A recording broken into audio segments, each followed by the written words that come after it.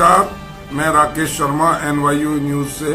आज का मुद्दा में आपके सामने आज एक ऐसे कोरोना योद्धा से आपकी मुलाकात करा रहा हूं जिसने अपनी जान की बाजी लगाकर इस कोरोना काल में पिछले 4 महीने से समाज के लिए और अपने क्षेत्र के वासियों के लिए दिन रात मेहनत की, अपनी जान की परवाह न करते हुए मरीजों के लिए उचित संसाधन मुहैया कराए, जरूरतमंदों के लिए राशन की व्यवस्था की और जहां एक और इंसानी सेवा की, वहीं सबसे महत्वपूर्ण काम इस शख्स ने किया वह था पशु पक्षियों के लिए जो दाना था वो दिया, उनके लिए पानी की व्यवस्था की।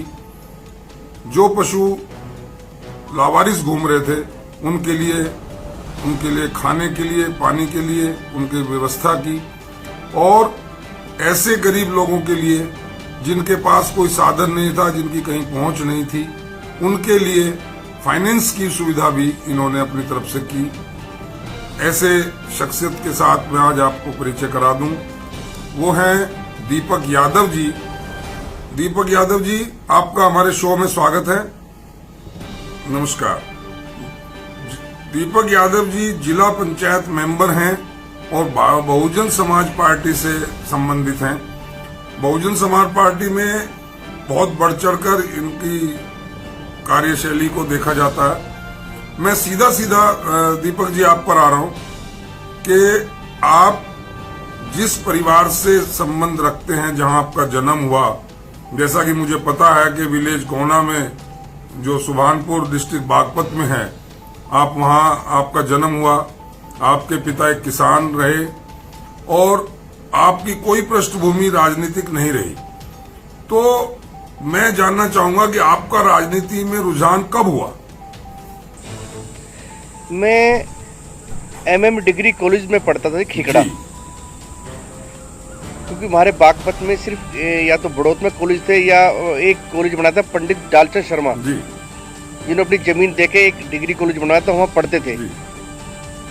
तो हमने वहाँ देखा कि हमारा जो वहाँ गरीब है, शोषित है, उन लोगों का शोषण होता है जी। तो मैंने वहाँ पे उसी देखते मेरे छात्र राजनीति में ही मैं छात्र जब पढ़ता तभी राजनीति में आ गया था मैं, और तब से एक जुनून होगा कि मुझे गरीबों की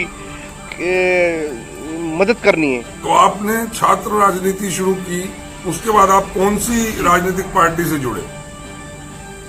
मैं सबसे पहले लोकदल में आया 98 में जी, और मैं लोकदल में आने के बाद में मैं पहले मंडल अध्यक्ष बना, फिर मैं सचिव बना उत्तर प्रदेश का, फिर मैं प्रदेश का यूथ का अध्यक्ष भी रहा। और फिर एक समय आया आपने लोकदल पार्टी छोड़ दी और आप राष्ट्रीय परिवर्तन दल में आ गए। जी, मैं परिवर्तन दल में प्रदेश अध्यक्ष रहा। आपको निकाला गया या आपने खुद छोड़ दी पार्टी? नहीं, मैं छोड़ी नहीं, मैं गद्दारी नहीं करता। मैंने चुनाव लड़े जिला पंचायत अध्यक्ष का। जब मैं अध्यक्ष का चुनाव लड़ रहा था तो पार्टी ने कहा कि अब चुनाव नहीं लड़ सकते, क्योंकि ये जाट बेल्ट है, यहाँ जाट ही लड़ सकता है जी। मैंने कहा कि मेरे पास में 9 वोट है, जितने के 9 वोट में वोट ले रहा हूँ जी। तो उन्होंने कहा नहीं, अब बैठना पड़ेगा। मैंने कहा मैंने दुनिया भर का खर्च कर दिया, राजनीतिक मतभेद हुआ टिकट सीट को लेकर के, और आपने जातिगत भेदभाव से उठकर इलेक्शन लड़ा और आप जीते। मैं एक वोट से चुनाव हार गया, क्योंकि सारी पार्टी और फिर सुनने में आया कि आपने राष्ट्रीय परिवर्तन दल भी छोड़ दिया और आप बहुजन समाज पार्टी से जुड़ गए 2005 के बाद। हाँ, 2005 के बाद मैं बहुजन समाज पार्टी में जुड़ गया। फिर मैंने वहाँ चुनाव लड़ा विधानसभा का। नहीं, तो ये पार्टी राष्ट्रीय परिवर्तन दल क्यों छोड़ा? राष्ट्रीय परिवर्तन दल माननीय DP यादव जी की थी, तो DP यादव जी ने खुद ही मर्ज कर लिया था उसमें बहुजन समाज पार्टी में। ठीक। तो बहुजन समाज पार्टी की नीतियों से आप पूरी तरह उनका समर्थन करते हैं?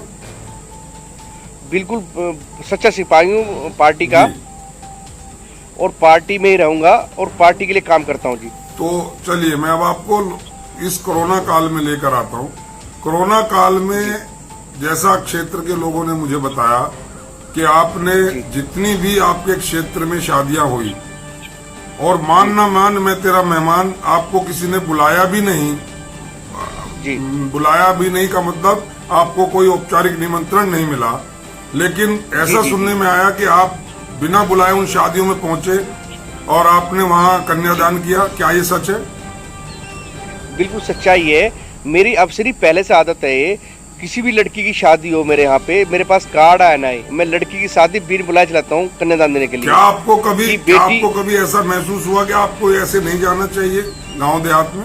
नहीं, मुझे ऐसा कभी महसूस नहीं है, बल्कि जहाँ जाता हूँ गरीब के यहाँ, वो मुझे हाथों में बिठा लेते हैं जी।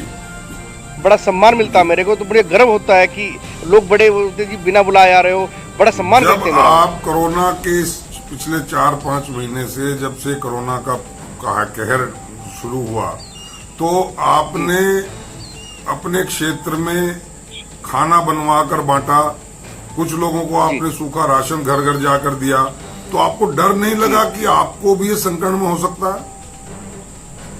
नहीं, ऐसा है जी, हम राजनीति में आदमी 2 काम के लिए आता है, या तो जन सेवा के लिए, जेब भरने के लिए। तो भगवान ने सब कुछ दे रखा है हमारे पास में, हमें सिर्फ जन सेवा करनी है। तो ये एक जुनून था हमारे अंदर, हमारी जान भी चली जाए, पर हमें जो है इस टाइम हमें लोगों को हमारी जरूरत है। तो आपने आपको किसी परिवार के सदस्य ने, आपकी पत्नी ने, आपके किसी और पारिवारिक सदस्य ने आपको रोका नहीं कि आप जान जोखिम में डाल रहे हैं? नहीं, मेरी पत्नी खुद फार्म पे आके गरीबों की मदद कर रही थी जी। मेरे बच्चे तो विदेश से पढ़ते हैं, पर मेरी पत्नी खुद फार्म पे, सब वो बाहर तो नहीं गई, पर यहीं बैठ के जैसे सूखा राशन देना है या किसी की आर्थिक मदद करनी है, वो फार्म पे बैठ के सभी क्षेत्रवासियों की सेवा करती रही, गरीब लोगों की। तो उसमें आपका ये जो पशु पक्षियों के प्रति जो प्रेम है, ये कोरोना काल में ही उमड़ा या इससे पहले भी आपका इनके प्रति लगाव रहा? मैं सर 8th में पढ़ता था, मंगलवार हनुमान जी का व्रत रखता था, तब से ही मैं वानर सेवा करता रहता था, गौ माता को जिमाता रहता था मैं जी। तो अभी इसमें कोरोना काल में आपको क्या जरूरत महसूस हुई ऐसी, जो आपने जगह जगह पानी के बर्तन रखे, जगह जगह दाना आपने व्यवस्था की पशु पक्षियों के लिए? क्या और लोग नहीं डाल रहे थे? और वो भूखे मर रहे थे। और मेरी अब से नहीं, मैं जब छोटा था 8th क्लास में, तब से मेरी ये है, तब से मैं काम करता हूँ जी। 8th क्लास में था जब हमारे घर पे ऊपर मोर आता था, तो उसको मैं मक्की के दाने डालता था जी, कबूतरों को दाना डालता था मैं।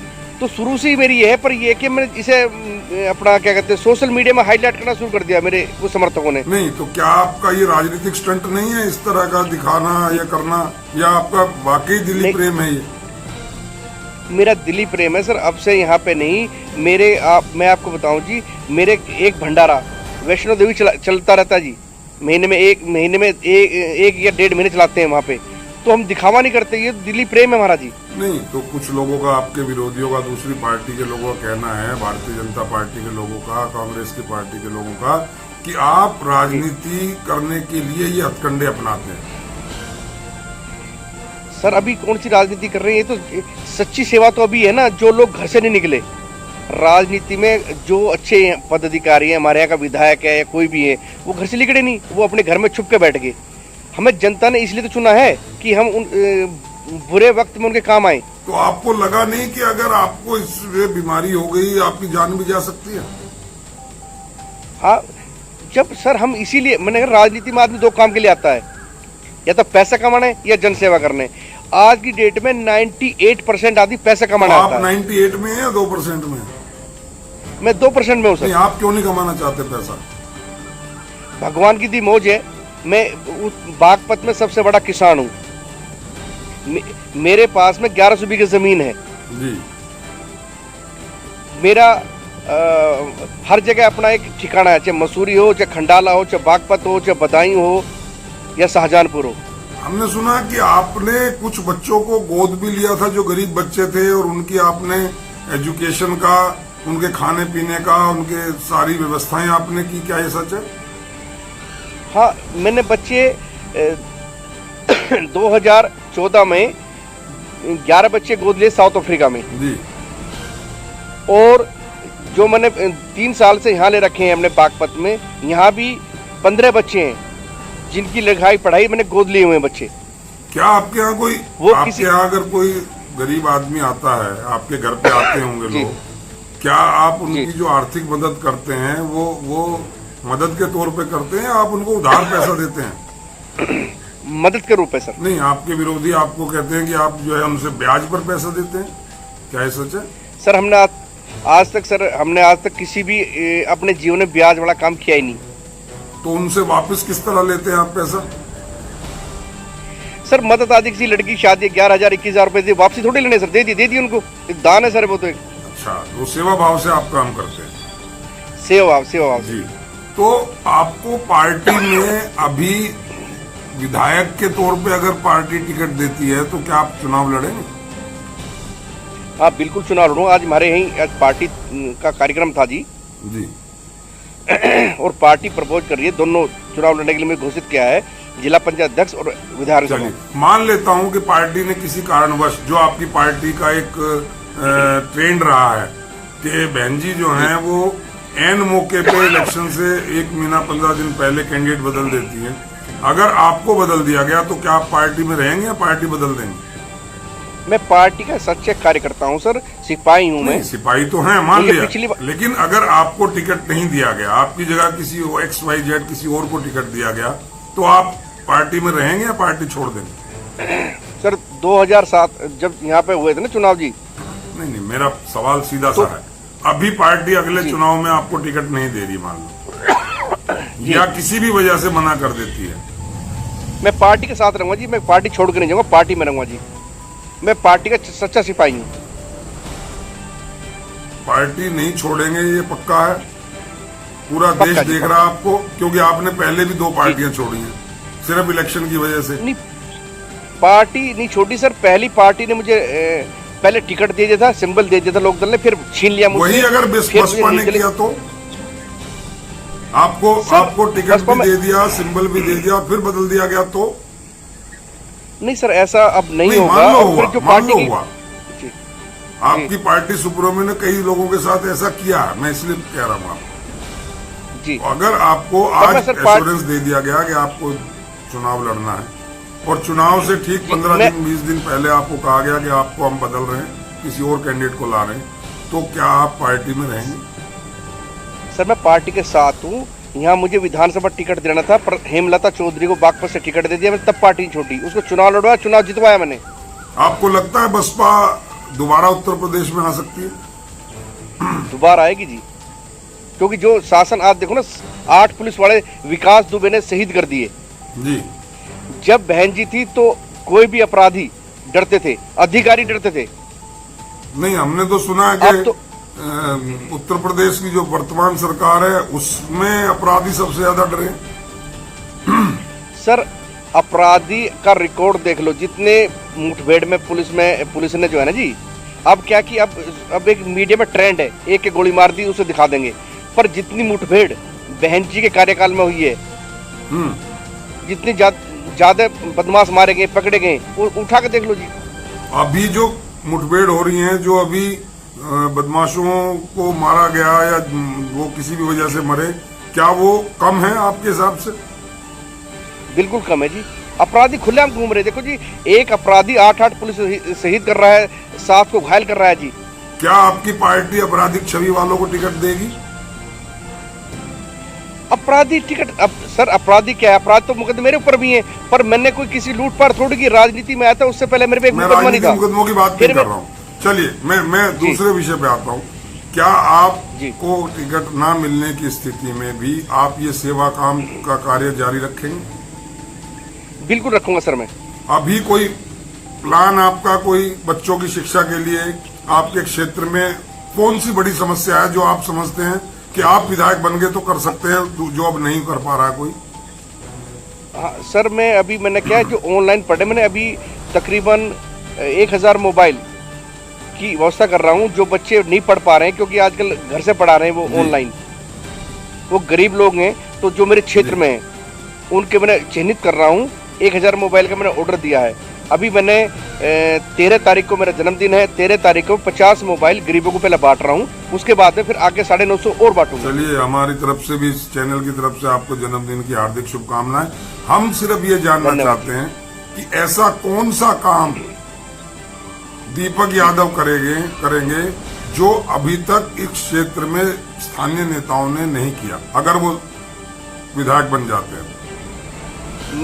मेरा सबसे पहली प्रायोरिटी ये रहेगी कि सबसे हाँ एक तो है भ्रष्टाचार। बागपत का सबसे मुद्दा भ्रष्टाचार। मैं पहले राजनीति में दीदी ने कहा, मैंने पहले कहा मैं अगर भ्रष्टाचार करूं या एक पैसा खाऊं तो गौ माता का मीट खाऊं जी। दूसरा ये है कि जो दलाली है, थाने की दीवाने की सारी बंद कर दूंगा। जो बेरोजगार हैं जी, उनको रोजगार दिलाऊंगा। कहाँ से दिलाएंगे? कहाँ से दिलाएंगे रोजगार उनको? सर हमारा अपनी फैक्ट्री है, हमारे शुगर मिल्स हैं, उनमें लगा देंगे। हमारे क्षेत्र में 50-100 लोगों को अपनी फैक्ट्री में दे सकते हैं। कोई व्यवस्था करेंगे आप रोजगार की नौजवानों के लिए? बिल्कुल आपके यहाँ सबसे बड़ा मुद्दा सुरक्षा को लेकर है। आपके यहाँ सबसे बड़ा मुद्दा जो लोकल बदमाशी है, जो लोकल गुंडों का जो तांडव जो यहाँ रहता है, अक्सर आए दिन यहाँ मर्डर होते रहते हैं, आप उस बारे में कुछ करना चाहेंगे? सर मैं पहले जिस वार्ड से मैं चुन के आया हूँ, आपकी 1 मिनट लूंगा, वहाँ लड़की कॉलेज तक नहीं जाती थी, रास्ते में छेड़छाड़ होती थी, रेप होते थे। जब से मैं वहां से बना हूँ सिर्फ एक रेप हुआ है, उस प्रधान को भी जेल के अंदर भिजवाया है। और किसी की हिम्मत नहीं पड़ी वहां पे कि किसी भी लड़की को छेड़छाड़ करे या कोई फित्ती कसे। वो मेरा टेरर है। एक दो ने किया, मैंने उनको पिटाई करी, उनके सिर के बाल मुंडवा दिए। मैं 1 मिनट में, अगर मैं विधायक बनता हूँ, मैं 1 मिनट के अंदर भी एक बाल भरी बदमाशी पसंद नहीं करूंगा। आप ये मानते हैं क्षेत्र में बदमाशी है अभी? बिल्कुल बदमाशी, रंगदारी भी है। जब बेरोजगार होंगे तो बदमाशी तो होगी सर। उन्हें रोजगार मिल जाए तो बदमाशी क्यों करेंगे? रंगदारी भी है। रंगदारी भी है सर। आपने उसके खिलाफ कोई आवाज उठाई अभी तक? मैंने उठाई है। अभी यहाँ सराय में एक आदमी को गोली मार दी गई थी रंगदारी मांगने के लिए। वो मेरे पास में, मैं चैनल पर नाम लेना नहीं चाहूंगा। अभी व्यक्तिगत आपको नाम बता, उनको उन्होंने बताया जी फलाने आदमी का फोन आया। मैंने उसको फोन किया, भाई दोबारा फोन मत करना। चले ठीक है भाई साहब। तो ऐसा नहीं है, हमने रंगदारी रोकी है। रंगदारी करवाने वाले कौन है? नेता ही तो करवाते हैं रंगदारी जी। तो गुर्गे पाल लेते हैं, उनका अपराध कराते हैं। की सबसे बड़ी समस्या क्या है? सबसे बड़ी समस्या हमारे क्षेत्र की बेरोजगारी है जी। बेरोजगारी है। बेरोजगारी इतनी है कि हर घर में जितने भी हैं सब बेरोजगार हैं। जब कुछ काम नहीं होगा तो फिर अपराध तो ऑटोमेटिक करेंगे। महिला सुरक्षा को लेके आपका क्या कहना है? आपको सर पता है इतना बुरा हाल है यहाँ पे बागपत में, महिला सुरक्षा बिल्कुल जीरो है। रात अकेली लड़की तो खेत में भी नहीं जा सकती, ना कोई भी महिला, क्योंकि एक आदमी साथ जाएगा। आपके पास कोई रोड मैप है, कोई प्लान है उस सुरक्षा को पुख्ता करने का? बिल्कुल है मेरे पास रोड। मैं बताऊंगा तो आपका समय कम पड़ जाएगा। मेरे पास पूरा रोड मैप है सर। हमें उम्मीद है कि आप इसी तरह अपना सेवा काम का कार्य जारी रखेंगे। आप इसी तरह गरीबों की मदद करते रहेंगे। आप इसी तरह बच्चों की एजुकेशन की व्यवस्था करते रहेंगे। आपने बहुत अच्छा बताया कि आप मोबाइल की व्यवस्था कर रहे हैं ताकि बच्चे ऑनलाइन पढ़ सकें। हम इन्हीं शब्दों के साथ आज आपकी बात यहीं समाप्त करते हैं और एक बार फिर आपसे पुनः मिलेंगे। आपको जन्मदिन की अग्रिम शुभकामनाएं। और एनवाई चैनल उम्मीद करेगा कि आप अपने सेवा भाव को कायम रखें और इसी तरह जनमानस की सेवा करते रहें और निरंतर आगे बढ़ते रहें। धन्यवाद। जय हिंद, जय भारत। नमस्कार जी, जय हिंद।